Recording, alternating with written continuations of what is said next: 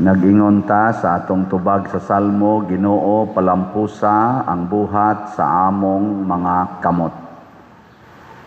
Lingiyay mong tupad, ing na permedyo kang nilampos. Nasa imo bang tanang gibuhat, lampos yun? Ha? Kini kang atong raffle ticket, mulampos ka ni? Pila naman kini ang nakapalit ko ng ticket, bitaas ko ng kamot ko no, bitaas ko ng kamot. Uy, waman gani. Mahurot. Pero at least mga 85%. Salamat. Kinsa ninyo na maligya o raffle tickets, taas ang kamot. Wakabot ka tunga. So, mamaligya ta. Nya moingon ita, Ginoo palampusa ang buhat sa among mga kamot. Ana. Unsaon man paglampos, dunay daghang mga plano ang kada tao. Ako na sa ko'y mga plano, kamo na sa mo'y plano. Ang atong obispo na ay plano. Hapit kita gintanan natin mga plano, ang atong mga politicians na ay plano. Pero kadaghanan sa atong mga plano, dili mo lampos. Naghan kayong dili mo lampos nga mga plano. Nato'y plano ang atong presidente nga tag 20 ang kilos bugas. Ni lampos ba? Napasato siya plano nga maghimo siya og 6 million kabalay para sa mga pobre. Tag 1 million kabalay kuno kada tuig. Na lampos ba? Na nasato siya giingon nga 5,500 ka flood controls, nga naghimo pa jud kunog daghan, nilampos ba? Lampos ba ka to? Nasa to siya giingon nga build better and more. Kuanto iya kanang BBM ba, build better and more. Mao tingal ito. Kay ang katong former president ningon Rodrigo Duterte ang iya ato kay build, BBB. Ang iya, BBM, build better and more. Nilampos ba? Sige, malamog.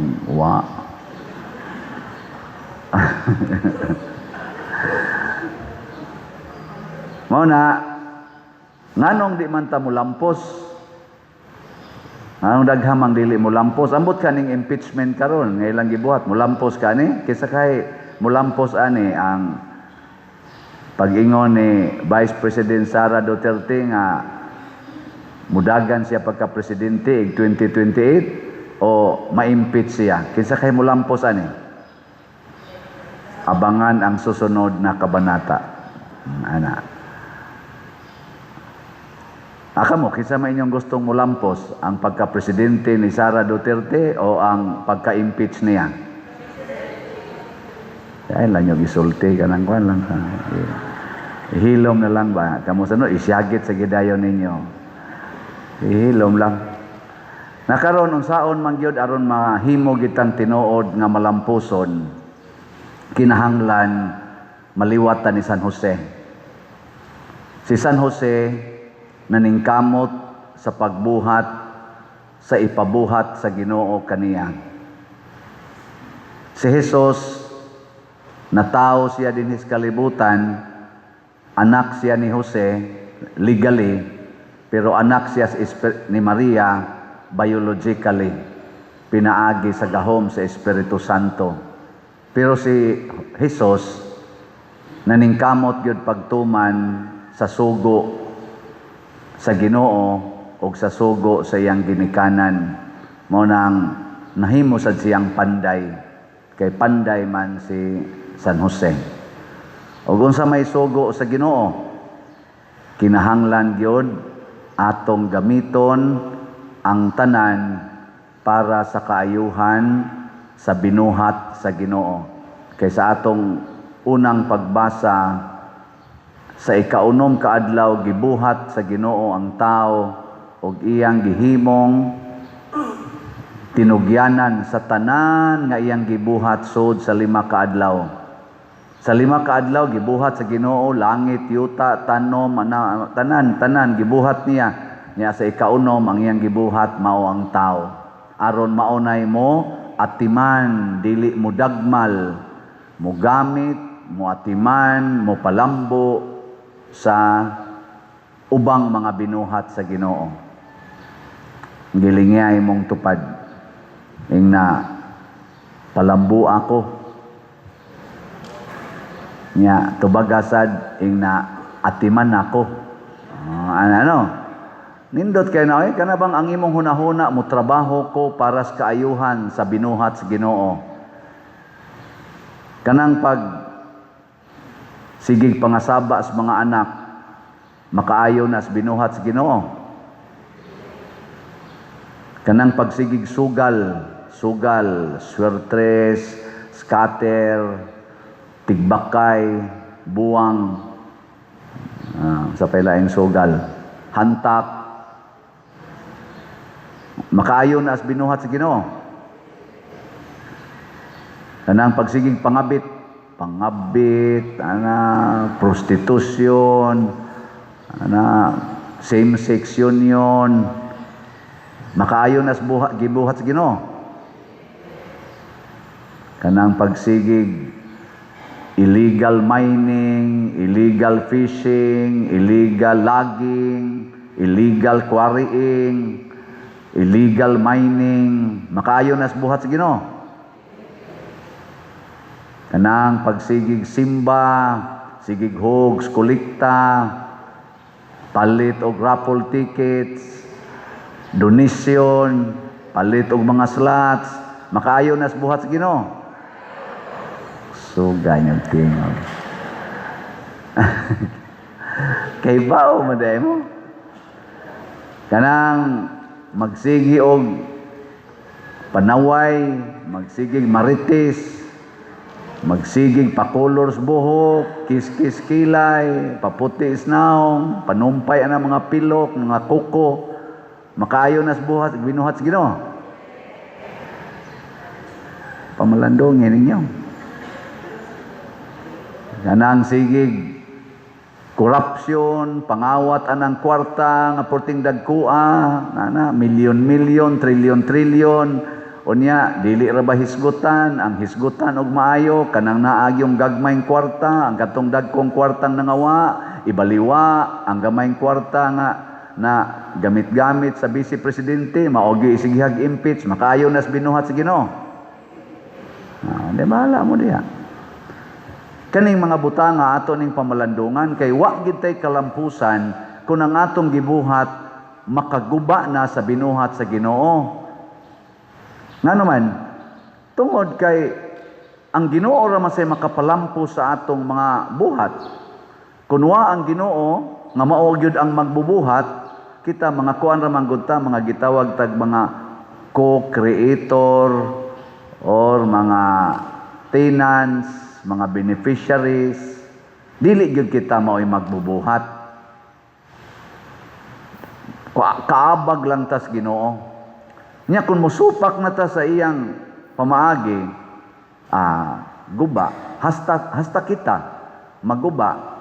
Tanawa karon tungod aning ato kunong siging paaso, hala panilab anang mga kabukiran, sige yung aso anang mga factories tanan, kaning aso aning mga kuan kuno, kaning mga fireworks, labaw na ginang aso anang gubat, siging buto anang mga missile, mga atomic bomb, unsa pa na dihang mga aso, pinusilay, pinatyanay, porting asuha gid ana. Kabantay mo ana kanang mga ilang i-picture diya sa social media, kanang gubat dito sa Ukraine, gubat dito sa Iran, di ba? Porting aso. Kana kuno mo kuno na ni guba sa atong ozone layer. Nya ang atong ozone layer naguba naman do na nataroy gitawag og climate change, global warming nga mao na kuno ni ang mupatay nato. Mubalik ba mo bumirang nato ba? Kana kuno siging shampoo unsa pa nang uban diha, kana mga tagay kuno ni mga aircon, kana mga pa-colors buhok, kana mga chemicals nga tong gipangkaon, mga preservatives, kanang mga tanan colors naong, kanang lipstick, ana mga pills, ana pulos-pulos mga na chemicals, hasta na mga tambal na atong ipang-inom, daghang kay nag mga chemicals. Ang side effects sa ana pat yung yapunta ana. Ingon sila. Unang 14 daghana kuno ro sakit nga cancer, ana mga kidney failures.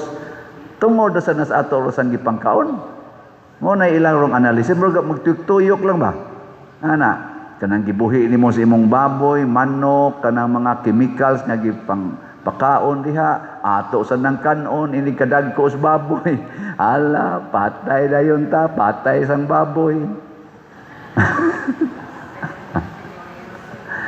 Mo kuno nakaron nga ang sa una nga ang baboy buhion tag sa katuig una pa makaon, tag 7 ka buwan, tag 8 ka buwan una pa makaon, tagaalang atong bani, mga sapal sa lubi. Ang mukaon ato moabot og tag 90 ang edad, abot pag tag sa gatos ang edad. Pero karon ang mga baboy nga ang edad sa baboy inig-ihaw pila na 2 ka buwan, 3 ka buwan, dagko na kaayob. Kaon din tag maayob, mga manok, sa unang manok, tag 3 ka buwan, 5 ka buwan, o na ta kaihaw. Karon, 20 ka adlaw, 25 ka adlaw, kaon na ta. Ay, so dali ang mamatay sa nagkaon lagi. Tag 30 ray edad, 30, 20, 40, patay sa dayon. Karon ang atong gipangmisahan din sa ato. Galabi gyud ang mga 40, 40, 50. Ana. Tagsa na lang kay itong 90. Nga naman, hurot-hurot naman sana. Lingi alago na imong tupad na. Tanawa rago na diya. Gamay na malay tiwasono na na. Kay hurot-hurot naman. Mao na, ang buhat nga makapalampos kung magpahiuyon tas kabubutos Ginoo. Ug ang pinakauna gyud nga kinaiya nga gipuy-an ni San Jose ni Hesus og sa tanang mga workers nga Diosnon kana gyung magtrabaho tungod sa gugmas trabaho dili gugma sa suhol. Gi-emphasize po na ni San Pedro kung kamo mo trabaho himua kini dili tungod sa suhol kung dili tungod sa gugma sa pag-alagad. Ana, no? Basta mo trabaho, gilingay mong tupad. Ingna ba, hay may imong gihigugma ang trabaho o ang suhol. Ingna, unsa ba imong gihigugma ba, ang trabaho ba o ang sweldo? Unsa may gihigugma sa pare, ang kolekta o ang misa? Ay, kamo sa no, inyo sa tangkanon. Ang anong kamo may mutubag, gadi man mo pare. Kamo sa doon sa mo sa inyong gihigugma, ang paghugs kolekta o ang grasya nga inyong mudawat? Mao na, buangon mo. Ang higugmaa lagi, ang pag-alagad lagi, nya sa may inyong forms pag-alagad isip mga manimbahay, ang paghug sa kolekta. Unsa man sa higugmaos pare, ang pagmisa, dili ang kolekta. Kamo sad, ayaw mo pag huna-huna nga, mo simba ko kay daghan ni grasya, kay mauning paria ang nimisa. Ana, magpanon dayon. Basta ang umisa gani, healing priest or sikat nga pare, hala magpanon dayon, daghan kayo. Nya ang mangmisa gani, pare ganing way ayo, hala man yung paria kayo. Mangutana pa, kinsay mumisa karon. Mangutana di opisina. Mingon sang opisina si Kuan, Madersiano. Di kong simba. Di kong simba, Padersiano di ay, di kong simba. Ana. Or mingon pa sa musimba ko kay Padersiano. Ayaw ana oy. Ang misa mo higugmaa dili ang pare. Piligro kay na. Makasa mo ana. Nya hastang pare makasasad. Oo, kay magsige naman mog text sa pare. Father, asa imong mass? Ana, patay ka diya. Maapil kita sa mass media. Mao na, higugmaa ang pag-alagad, dili ang sweldo. Ikaduha, kinahanglan mo trabaho ta kanang wagi sala. Likahi ang sala sa imong pagtrabaho. Ang atong mga government officials kanindot unta nga sa ilang pagserbisyo sa atong nasod dihas gobyerno maglikay sila sa sala. Unsa maroy dagkong sala nga naaron sa atong panggobyerno, apil na sa dinhi simbahan, kana gyung kahakog sa kwarta. Kana dako kay nang sala kanang pagkahingwarta. Mo resulta ginagpagpangawat og kwarta. Ikaduha, kanang kahakog sa gahom. Gusto gyud kay gahom. Di gyud gusto nga kanang naang mahimo siyang ultimo lang. Gusto gyud gahom. Di magpailis sa iyang gahom. Muna atong gitawag ro mga political dynasties. Naa sa church dynasties. Mo kibawa na, naa na. Grupo-grupo ra na sila. Nya sila ra say mag-ilis-ilis sa mga posisyon na gusto nila. Naasa na simbahan? Naasa na sa inyong pamilya? Naasa yung mga dynasties diha sa inyong mga kuan, inyong mga kabanay? Kanang sila gihawd ba? Bantay mo na? Wa? Naasa na sa inyong mga silingan? Naasa na? Sila gihawd. Aka na ko din hiya ato gani simbahan diha eh. Hawd kayo. Ingna na tong no parking, mo parking yun.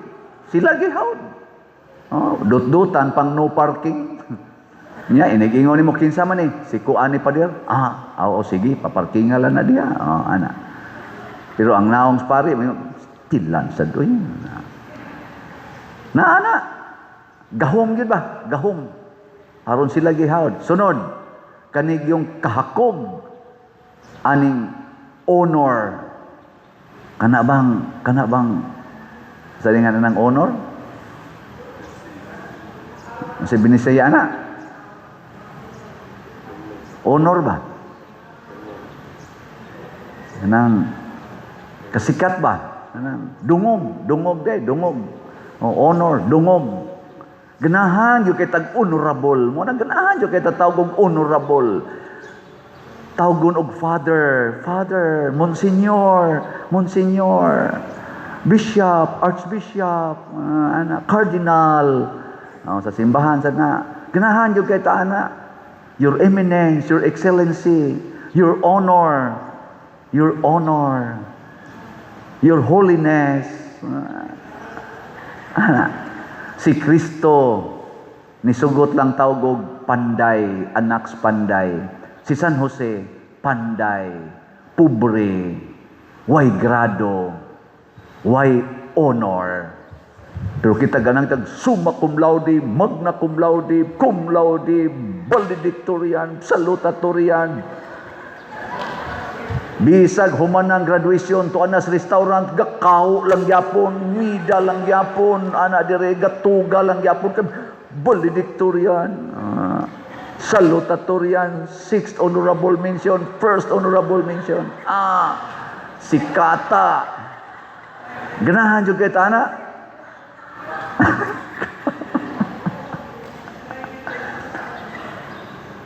Di mo ganahan na di ay. Magkatawa ka na mga restaurant, lagi o ba di maghubo eh? Nagakumbitay. Basta lagi magbitay, usahay, takilid na diri ka perti daghanang medals.